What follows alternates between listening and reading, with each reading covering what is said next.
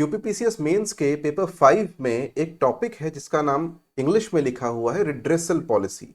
और ये particular topic देख करके मैं बड़ा परेशान रहा। मैं काफी समय मैंने इसको ढूंढा कि ये आखिर है क्या। और उसके बाद से जब कुछ भी समझ में नहीं आया तो मैंने वही किया जो शायद आप भी करते। मैंने उसका हिंदी वाला सिलेबस देखा और हिंदी में देखते ही मुझे उसका मतलब समझ में आ गया। इसका एक्चुअल मीनिंग अगर आप हिंदी में देखोगे, इंग्लिश में लिखा हुआ है रिड्रेसल पॉलिसी, हिंदी में लिखा हुआ है समाधान योजना। योजना का अनुवाद पॉलिसी केवल उत्तर प्रदेश का लोक सेवा आयोग कर सकता है और कोई नहीं कर सकता है। दुनिया योजना का अनुवाद स्कीम के नाम से करती है। तो कुल मिलाकर के ये क्वेश्चन है समाधान योजना के बारे में और इसकी कंप्लीट कवरेज शुरू से लेकर के एंड तक आपके मेंस के लिए कंप्लीट कवरेज आपको मिलेगी इस वीडियो में। सबसे पहले तो जन सुनवाई समाधान है क्या चीज। अब यहां पे मैंने दो चीजें लिख दी, जन सुनवाई और समाधान। सिलेबस में लिखा है केवल समाधान, लेकिन आप वेबसाइट पे जाओगे तो उसका नाम लिखा हुआ है जन सुनवाई समाधान। दोनों में कोई अंतर नहीं है, एक ही चीज है। या अगर आपसे कोई पूछ ले integrated grievance redressal system IGRS, ऐसा भी हो सकता है, वो भी वही है जो जन सुनवाई और समाधान है, उनमें कोई अंतर नहीं है, same thing. So it is basically a way to achieve good governance by using information technology। अब कैसे करेंगे? ये एक तरीका है संवाद का, communication between the government and the people. लोग एक दूसरे से बात करें। अब गवर्नमेंट का मतलब गवर्नमेंट डिपार्टमेंट, सचिवालय भी हो सकता है, छोटे ऑफिसेस भी हो सकते हैं, कोई भी हो सकता है, ठीक है। तो गवर्नमेंट तक पहुंचने का लोगों के लिए एक और तरीका है जन सुनवाई समाधान। इसमें आप क्या कर सकते हैं? आप ऑनलाइन कंप्लेंट रजिस्टर कर सकते हैं। करने को आप ऑफलाइन भी कर सकते हैं, बट यहां पे ऑनलाइन की अलग से एक फैसिलिटी दे रखी है। और खास बात यह है कि किसी भी प्लेटफॉर्म से वो कंप्लेंट आई हो, तहसील दिवस पे आई हो, डीएम के थ्रू, सीएम के थ्रू, या फिर ऑनलाइन, वो अधिकारी को एक ही पोर्टल पे मिलेगी। तो उसको शिकायतों का निस्तारण करने में, कंप्लेंट का, ग्रीवांस का रिड्रेसल करने में भी इजी रहता है। तो एक एक करके समझते हैं। सबसे पहले बेसिक डिटेल्स। बेसिक बात जो ये है और जो मैं हमेशा बताता हूं, देखिए, आपको कोई भी स्कीम डिस्कस करनी हो ना, तो आप चार चीजें करो। इसको मैं ओरेकल मेथड कहता हूं, ओरेकल आईएएस में हम लोग इसको करते हैं यूज। नंबर 1, आप ये देखो कि वो स्कीम शुरू कब हुई थी। नंबर 2, आप ये देखो कौन सा डिपार्टमेंट या एजेंसी उस स्कीम को चलाते हैं। हो सकता है कि उसको बाहर से कहीं से फंडिंग मिल रही है, वर्ल्ड बैंक वगैरह से, वो भी वहां पर लिख लो। नंबर 3, ये देखो कि उसका बेनिफिशियरी कौन है। और नंबर 4 में आप ये रखो कि उसके प्रोविजंस क्या क्या है। अगर आप इस मैट्रिक्स में सारी चीजें करोगे तो इजी रहेगा। प्री के लिए जो इंपॉर्टेंट होता है वो ये होता है कि भैया स्कीम शुरू कब हुई थी, कौन सा डिपार्टमेंट चला रहा था, बेनिफिशियरी कौन है। मेंस के लिए प्रोविजन इंपॉर्टेंट होते हैं, इतना तो अपने आप ही समझ में आ गया होगा, लेकिन प्रोविजन भी कई बार प्री में पूछ लेते हैं। तो खैर, डिपार्टमेंट है इसका लोक शिकायत विभाग। अंग्रेजी में भी ऐसा का ऐसा इनकी वेबसाइट पे लिखा हुआ है। लेकिन अगर कोई पब्लिक ग्रीवेंस डिपार्टमेंट कहते तो कोई बुरी बात नहीं है, एक ही बात है, पब्लिक ग्रीवेंस डिपार्टमेंट या लोक शिकायत विभाग, जो कि अंडर आता है सीएम ऑफिस के। ये किसी अलग विभाग का वो नहीं है, सीएमओ के अंडर में ही एक डिपार्टमेंट बना रखा है, यानी यूपी के सीएमओ के अंदर। इसका वेबसाइट पे एड्रेस है jansunwai.up.nic.in, समाधान.gov.in पे भी जाके आप वहीं पहुंचेंगे। एक ही बात है, जन सुनवाई समाधान एक ही चीज, कोई अंतर नहीं। इसने अपने एंड्रॉइड ऐप्स निकाल रखे हैं और आईओएस ऐप्स निकाल रखे हैं। इसके एंड्रॉइड ऐप का नाम है संदेश, और इसके ये जो जनता के लिए है, और दूसरे ऐप का नाम है जन सुनवाई। तो जन सुनवाई और संदेश अलग अलग ऐप हैं, काम एक ही कर रहे हैं। वहीं अफसर, अगर आप ऑफिसर हैं, सिटीजन नहीं हैं, तो आपको ये कंप्लेंट कहां पे आएगी? आपके लिए अलग से एक ऐप है जिसका नाम है IGRS, integrated grievance redressal system, IGRS app, ठीक है। तो अफसरों के लिए अलग ऐप है, ऑब्वियसली होगा ही, और जो आप बाकी लोग हैं, जनता है, उसके लिए एक अलग ऐप इसमें है।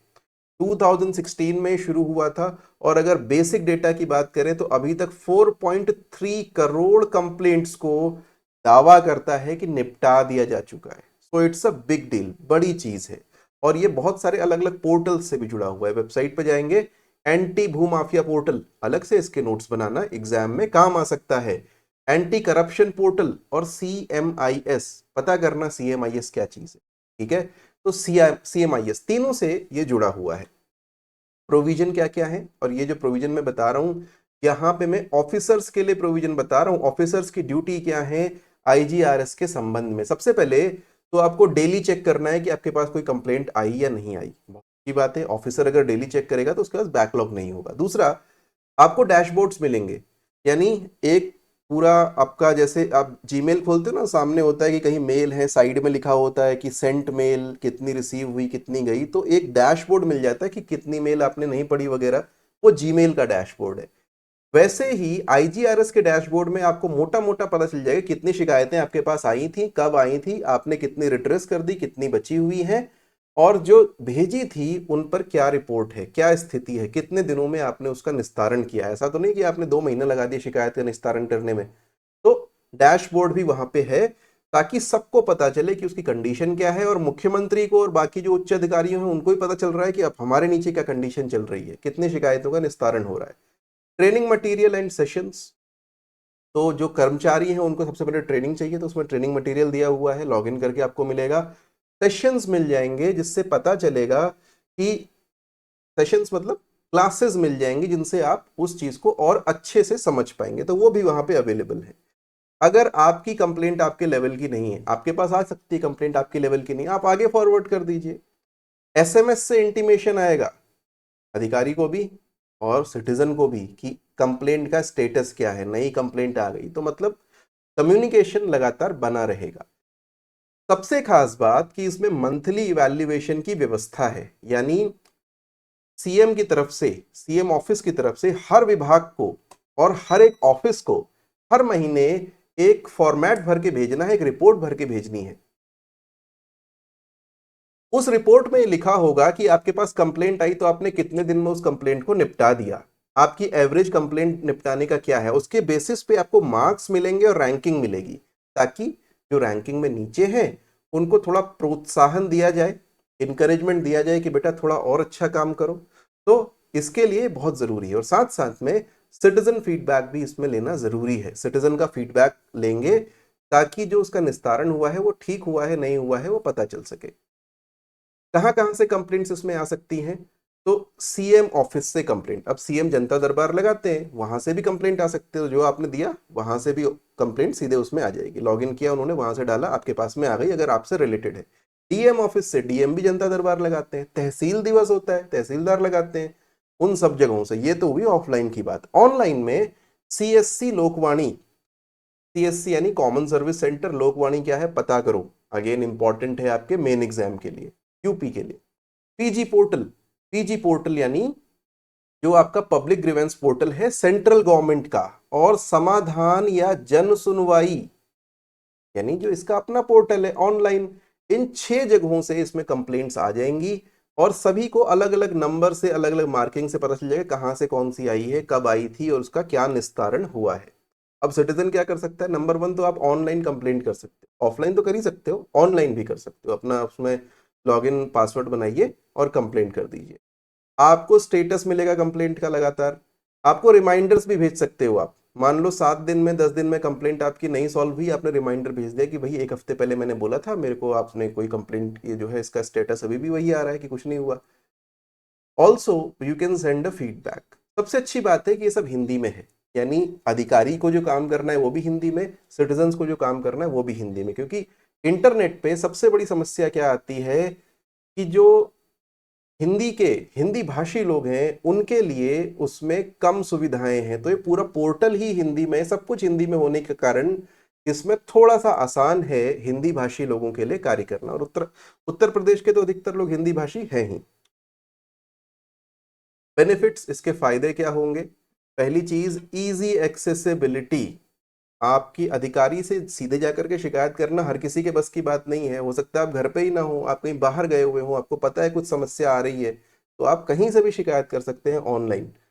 ट्रांसपेरेंसी, एक बार आपने शिकायत कर दी तो उसका रिकॉर्ड है, ऐसा नहीं कि आपने किसी को कागज दिया और वो कागज गायब कर दिया, किसी ने कूड़े के ढेर में नहीं डाल सकता, उसका पूरा रिकॉर्ड है कि उस शिकायत के साथ आगे क्या हुआ, किसने किसको फॉरवर्ड की, किसने निस्तारण किया, सही तरीके से किया या गलत तरीके से किया। क्योंकि ऐसा भी होता है शिकायतों पे लिख देते निस्तारण हो गया, हमने बात कर ली, सब संतुष्ट हैं, पता चला शिकायत का निस्तारण ही नहीं किया। तो वो ट्रांसपेरेंसी यहाँ पे आपको मिलेगी। Time saving and empowerment of citizens, obviously online है तो मुझे कहीं जाकर के लाइन लगाने की जरूरत नहीं है, मैं ऑनलाइन कंप्लेंट कर सकता हूँ। तो इसलिए सिटीजन्स को अच्छा लगता है, और गुड गवर्नेंस का एक बहुत इंपॉर्टेंट फैक्टर है कि सिटीजन्स को गवर्नमेंट पे ट्रस्ट हो, तो ये ट्रस्ट को इंक्रीज करता है, विश्वास बढ़ाता है सरकार में। एफिशिएंट कंप्लेंट रेजोल्यूशन, ऑनलाइन हो रहा है सब कुछ, और आपको टाइम लिमिट दे रखी है, सब मॉनिटरिंग हो रही है, तो अधिकारी वहां पर काम चोरी नहीं कर सकते। डेटा ड्रिवन डिसीजन मेकिंग, हो सकता है किसी एक एरिया से किसी पर्टिकुलर चीज के बारे में बहुत कंप्लेंट्स आ रही हो, तो नेचुरली वहां पर कुछ बड़ा फ्लॉ है। जब इस तरह का डेटा आपके पास आता है तो विभाग उसको परमानेंटली सही करने के बारे में भी सोच सकता है। एक उदाहरण ले लीजिए कि आपके मोहल्ले में सड़क नहीं बनी हुई है, अब 20-30 लोगों ने एक साथ कंप्लेंट कर दी, तो 20-30 लोग अगर कंप्लेंट कर रहे हैं, इसका मतलब है कि वहां पे बहुत सारे लोगों को एक दिक्कत है एक ही पर्टिकुलर चीज से। तो नेचुरली जो अधिकारी है वो सोचेगा यार इसको निस्तारण करने का एक ही तरीका है, इसको सड़क बना दो, और आपका जो प्रॉब्लम है सैनिटेशन का, सड़क का, बिजली का, पानी का, वो सॉल्व हो गया, जो भी है। रिडक्शन इन करप्शन, इससे पहले शिकायत करने के लिए आपको जाना पड़ता था, बैठना पड़ता था, हो सकता है किसी को 10-20-50 रुपए भी देने पड़ते हो, यहाँ सब कुछ ऑनलाइन है।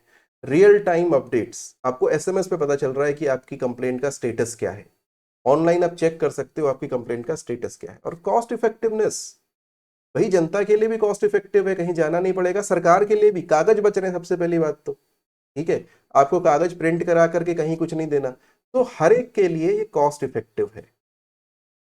लेकिन कुछ चैलेंजेस भी है। Number 1, digital divide and technical issues. Digital divide का मतलब आप बहुत अच्छी तरीके से समझते हैं, इस प्रदेश में कई लोग ऐसे हैं जिनको अच्छी डिजिटल नॉलेज है, जो इंटरनेट पे अच्छे से काम कर लेते हैं, कई लोगों को नहीं आता है।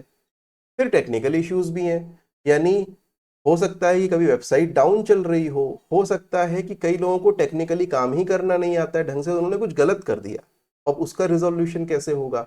अवेयरनेस, लोगों को पता ही नहीं है कि ऐसी कोई योजना भी है। बुराई किसी की नहीं करना चाहता, लेकिन हाल में किसी ने किताब निकाली है यूपी के पेपर 5 पेपर 6 पे, मैंने वो किताब देखी, उसमें ये स्कीम के बारे में 2 या 4 लाइन लिखी हुई है, जबकि है ही पूरा टॉपिक इसका, और उसके अलावा दुनिया भर की चीजें लिखी हुई है। तो आप सोचिए कि जिन लोगों को अवेयर माना जाता है सिविल सर्विस की तैयारी करने और करवाने वाले, अगर उनको ही अवेयरनेस नहीं है, तो दुनिया में किसको अवेयरनेस होगी। तो बहुत इश्यू है। डेटा सिक्योरिटी एंड प्राइवेसी, ये एक बहुत बड़ा कंसर्न है आज की दुनिया में, कि सिटीजन्स ने जो उसमें लॉग इन किया, अपना डेटा दिया, कहीं ऐसा तो नहीं उस डेटा को उसके अगेंस्ट में यूज किया जा सकता है, टारगेट कर सकते हैं उसको, ठीक है, या फिर उसका वो डेटा चुरा करके मोबाइल और जो ईमेल का डेटा है किसी को बेच दिया जाएगा, और वो फिर आपको परेशान करे मोबाइल फोन करके, या ठगी कर लें या ऐसा कुछ, या फिर ये कह करके कि मैं वो अधिकारी बोल रहा हूँ, मुझे 5,000 रुपये पहुंचा दीजिए, 20,000 रुपये पहुंचा दीजिए, आपने पता नहीं किसको पैसे दिए, क्या हुआ। 50 तरह की चीजें हो सकती हैं डेटा सिक्योरिटी से related. Capacity and resources, training नहीं है लोगों के पास में, अधिकारी इसको भी चलाने के लिए पूरी तरीके से सक्षम नहीं है, और उनके पास रिसोर्सेज भी नहीं है, हमारे पास में स्टाफ कम है कि जो इसको ठीक से चला सके, ये एक चैलेंज है। डुप्लीकेशन एंड इनवैलिड कंप्लेंट्स, कई बार ऐसा होता है कि एक आदमी 4 जगह कंप्लेंट कर देता है, सीएम हाउस के यहाँ से भी चला गया, तहसील दिवस में भी चला गया, खाली बैठा था तो ऑनलाइन भी कर दिया, और उसके बाद से फिर रोज ही करता चला गया, रिजोल्यूशन नहीं हुआ, तो उसको कैसे हैंडल करना है, ये एक चैलेंज होता है। इनवैलिड कंप्लेंट्स, यानी कई बार कंप्लेंट पर्सनल मोटिव से की जाती हैं रादर देन कि उन्हें किसी से बदला निकालना होता है, इसलिए भी कंप्लेंट्स की जाती हैं, तो वो कैसे हैंडल करेंगे, ये एक चैलेंज है। और एम्प्लॉयज बदलना नहीं चाहते, जो सरकारी कर्मचारी होते हैं ना, वो नया सीखने की चाह उनमें थोड़ी कम होती है, ये मुझे बड़े दुख के साथ कहना पड़ रहा है। मैं चाहूंगा कि जब आप लोग बने तो आपके अंदर ये बुराई कम से कम ना आए। अब वे फॉरवर्ड क्या है। Number 1, digital literacy and capacity building, employees की भी और जनता की भी, दोनों को ही डिजिटल लिटरेसी की जरूरत है, डिजिटल साक्षरता की जरूरत है, ट्रेनिंग की आवश्यकता। कैपेसिटी बिल्डिंग मतलब training, user friendly interface and public awareness campaigns, आप इसका विज्ञापन दीजिए, लोगों को बताइए कि ऐसा कुछ है, इतना यूजर फ्रेंडली इंटरफेस रखिए कि वहां पर बहुत ज्यादा डिटेल देने की जरूरत ही ना पड़े, फटाफट उसका फॉर्म भर जाए और फटाफट आप उसमें कर सके, जितनी जरूरत है उतनी ही इंफॉर्मेशन मांगे। डेटा सिक्योरिटी के लिए, प्राइवेसी के लिए आप तैयार रहें, इस तरह का आर्किटेक्चर बनाएं, हो सके तो उसको जिस तरह से आधार ने या बाकी लोगों ने बोला है कि आप चैलेंज भी करते हैं ना, पब्लिक चैलेंज, की आप करके दिखाइए, रीच करके दिखाइए। तो कंसल्टेंट्स की हेल्प लीजिए, एनजीओ की हेल्प लीजिए, सिविल सोसाइटी को इन्वॉल्व कीजिए, ताकि अच्छे प्रोटोकॉल्स इसमें बने जो जनता के फायदे के हों। Automatic resolution of some issues, कुछ इश्यूज ऐसे होते हैं जो ऑटोमेटिकली रिजॉल्व किए जा सकते हैं, कुछ कंप्लेंट्स, कुछ शिकायतें लोगों की ऐसी होती हैं।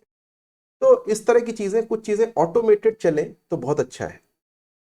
एंड सोशल मीडिया इंटीग्रेशन, देखो कुछ चलाना आता हो ना आता हो, इस देश में लोगों को फेसबुक चलाना आता है, ठीक है? तो आप फेसबुक से या इसी तरह के बाकी सोशल मीडिया से इंटीग्रेट करके रखिए उसको। उनके साथ में भी आप पार्टनरशिप कर सकते हैं कि वहीं से किसी तरीके से कंप्लेंट आपकी दर्ज हो सके। Thank you very much. मुझे पूरा विश्वास है कि ये वीडियो आपके मेंस की तैयारी के बहुत काम आएगा। फिर मिलेंगे अगले वीडियो में। Bye bye.